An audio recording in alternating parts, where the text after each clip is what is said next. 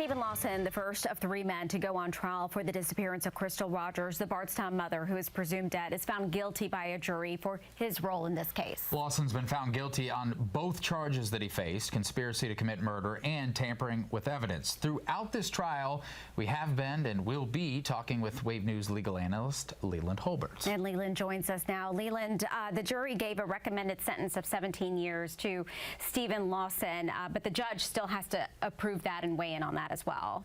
Right. The judge will typically follow the jury's decision. The jury, everything in this case has gone quickly. I mean, a lot of times, the sentencing phase, apparently witnesses did testify, talked about Steven, and then also victim's family member testified, and then the jury will deliberate and come back with a number, and it was fast.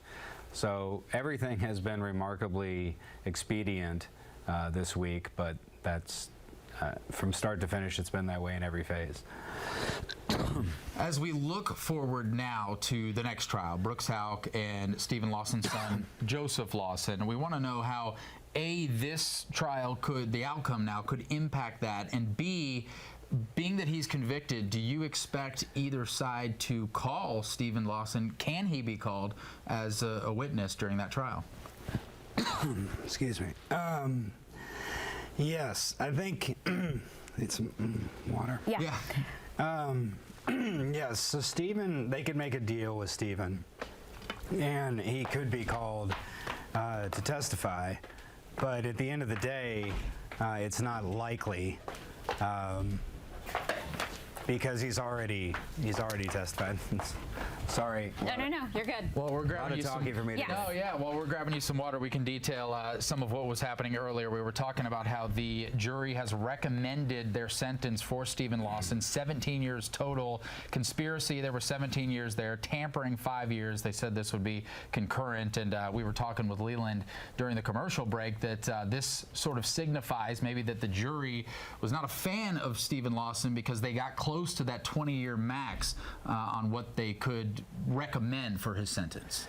So the range is 10 to 20 years, and they could have decided 10 if they thought, well, this was a close call, or they could have gone up to 20. Well, they landed at 17 pretty quickly, so that signals to me that they did believe the prosecution. They maybe were not a fan of Steven Lawson and what he had to say in his testimony. So, because 17 is much. If the jury's torn, it's 15 maybe. If Steven Lawson, they really like him, but he was guilty, it's 10, closer to 10, and 17's a little higher. Now, they didn't max him out at 20, so you can read whatever you want into it, but obviously it's higher rather than lower as far as what they decided. Leland, today's verdict was a win for Crystal Rogers' family, but we still don't know what happened to her, where her body is, so that leaves still so many questions. Do you think we're going to learn that in the upcoming trial of Brooks Houck and Joseph Lawson, or is that going to remain a mystery? I can't imagine that the prosecution has information of exactly where the body is and wouldn't have brought it out in this trial. So I think that's going to be a mystery. Presumably, if Brooks Houck and the Lawsons were involved in this, then they know, and they're probably the only ones that know, and you could potentially see some sort of plea bargain on the condition they say what they did with the body, but it may be too late for that. That's something you probably would have expected earlier. Now, Brooks Houck and Joseph Lawson are sitting there going, well, we didn't think Steven Lawson would be found guilty, and he was, so maybe we rethink our options. But with trial being 3 weeks away, I'm sure their attorneys are fairly prepared. They're prepared as defendants to go to trial, so I would still expect them to go to trial. Could we expect Steven Lawson to show up in Brooks Houck and his son's trial?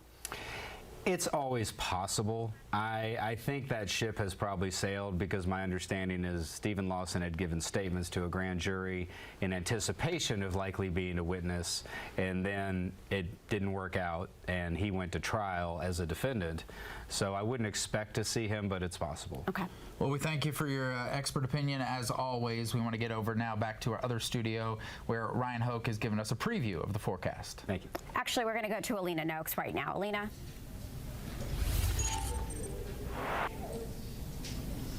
Hey, Myra, well, I heard you guys talking about what has just happened, and I just want to tell you we're here waiting on attorneys trying to see if any of them are willing to talk. The family just left down those elevators there, obviously in tears. We saw them walking out the courthouse as well, hugging each other, still celebrating this guilty verdict today of a conspiracy to commit murder and tampering with evidence. The jury recommending 17 years total. That would be 17 years on the conspiracy charge and 5 years on tampering. They want them to run concurrently, so that would be a total of 17 years. Now, he should only serve about 85% of that sentence before he's parole eligible, and then he could also get credit for time served. I want to take you to, though, in the courtroom when the jury, before they broke to consider that sentence, what they were told to consider by the defense and the prosecution. A lot of heavy words here, if that's probably the lightest way I can put it. We heard from two witnesses each, one on the defense side, one on the prosecution side. The defense putting up Barbara Coulter, that would be Steve Lawson's mom. She testified this morning before Steve Lawson took the stand himself, and she asked the jury for mercy in this case, okay?